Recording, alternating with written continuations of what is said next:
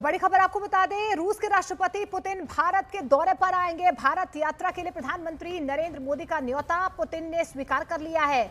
बहुत बड़ा मामला, एक बहुत अहम खबर आपके सामने रखते हैं। भारत के रूस से बढ़ते ताल्लुकात पर मगरबी ममालिक में तशवीश पाई जाती है।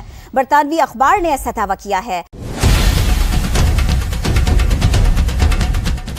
रूस ने भारत का नाम लेकर एक बड़ा ऐलान किया है।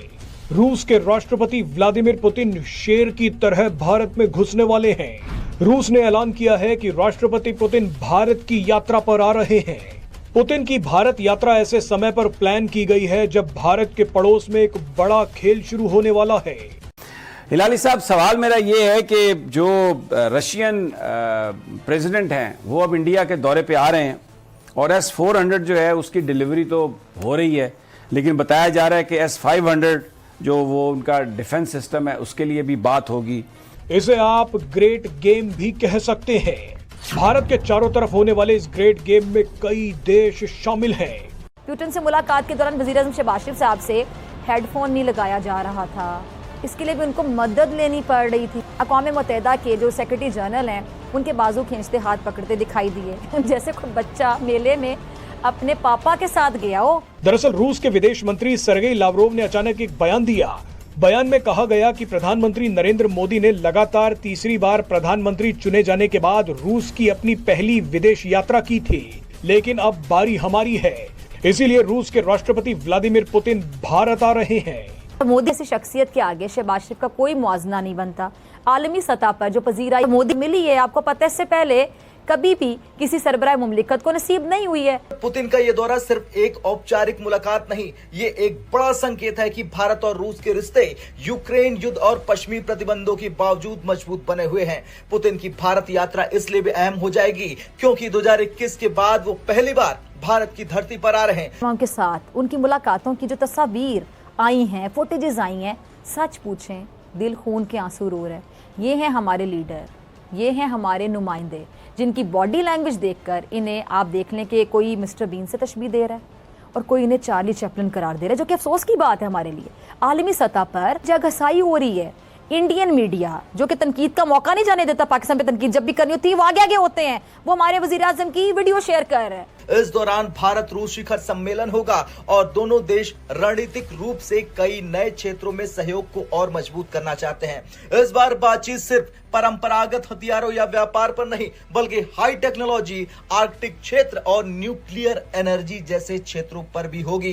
तर्जुमान अमरीकी दफ्तर खारजा नेड प्राइस की वाशिंगटन में प्रेस कॉन्फ्रेंस। पाकिस्तानी सहाफी ने सवाल किया कि भारत बड़ी मिकदार में रूस से तेल खरीद रहा है, आपको इस पर तशवीश है, जिस पर नेड प्राइस ने कहा कि भारत से इस मामले पर मुतादिद बार गुफ्तगू हुई है, भारत से ऐसी शराकतदारी नहीं बना सके जैसी उसकी रूस के साथ है। विदेश मंत्रालय के प्रवक्ता रणधीर जायसवाल ने पुष्टि की है कि भारत रूस समिट की मेजबानी इस बार दिल्ली करेगा, यानी कि इस बार भारत में आएंगे रूस के सबसे बड़े मुखिया। शायद आपको याद हो जब चाइना नई नई इकोनॉमी उठ रही थी ना, तो चाइना के ऊपर सेम जिस तरह इस टाइम इंडिया के ऊपर नजरें ना, वो सेम चाइना के ऊपर नजरें थी, ठीक है ना, कि इसको दबाया जाए।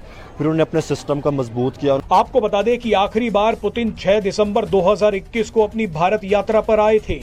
उस समय वो सिर्फ 4 घंटे के लिए भारत आए थे, मगर अब पुतिन बड़े प्लान के साथ भारत आ रहे हैं। फरवरी 2022 में यूक्रेन जंग शुरू होने के बाद पुतिन की ये पहली भारत यात्रा होगी। और भी बहुत कुछ, वो जो तकरीबन 7.5 लाख राइफल्स की मैन्युफैक्चरिंग का प्लांट लगाने की भी बात हो रही है। ऐसा लग रहा है कि अमेरिका के साथ ताल्लुकात मेंटेन करते हुए रखते हुए इंडिया जो है वो अब रशिया और उनके बीच में भी आपस में कुछ ताल्लुकात बेहतर हो रहे हैं। दूसरी तरफ हम CPEC के हवाले से चाइना के साथ भी हमारी दूरियां आ रही हैं। बड़ी कॉन्फ्लिक्टिंग किस्म की रिपोर्ट्स हैं। उनकी जो उनकी फ़ॉरेन ऑफिस की वेबसाइट है उस पर जो सवाल जवाब आते हैं, रफ्तार भी यहाँ पर थमी हुई है।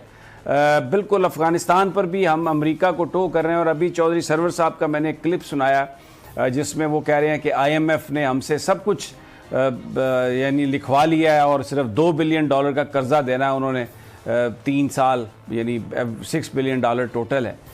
तो ये कहाँ हम खड़े हैं, किस तरफ हम जा रहे हैं? ज़फ़र हिलाली साहब, आपकी समझ में क्या आता है?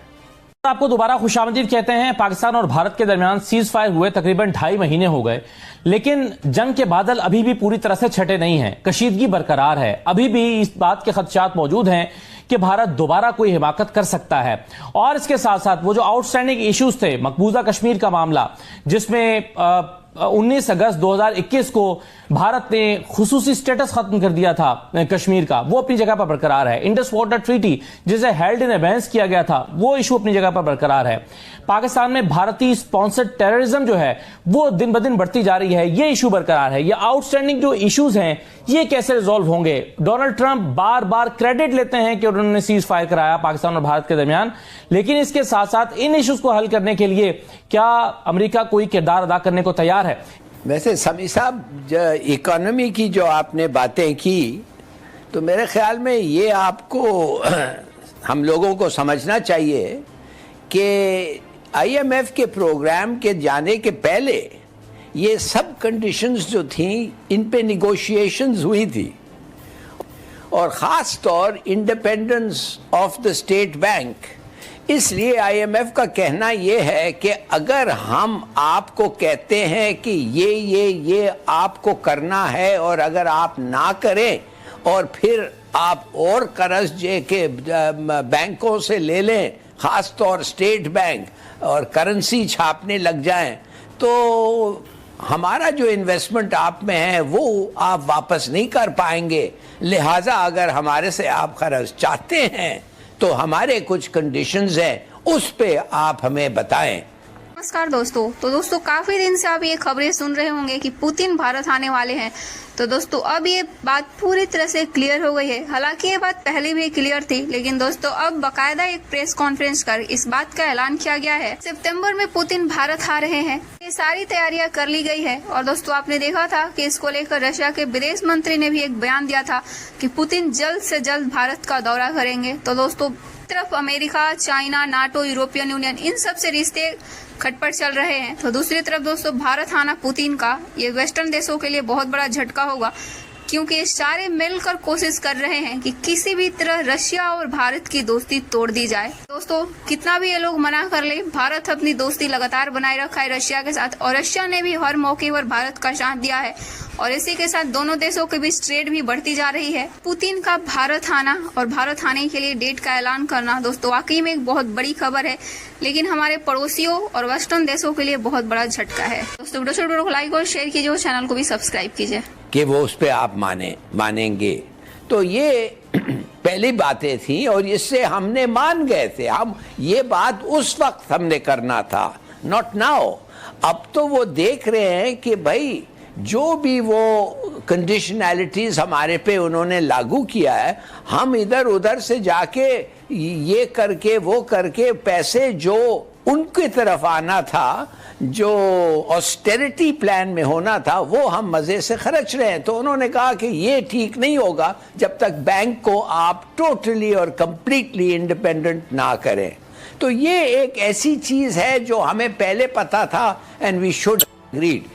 और मैं आपको एक और चीज बताना चाहता हूं कि IMF कंडीशनैलिटीज पे देखिए 13, 14, 16 दफे हम उधर गए। क्या आप समी साहब, हमें नहीं पता इन लोगों के क्या कंडीशंस हैं? एब्सोल्युटली हमें पता है।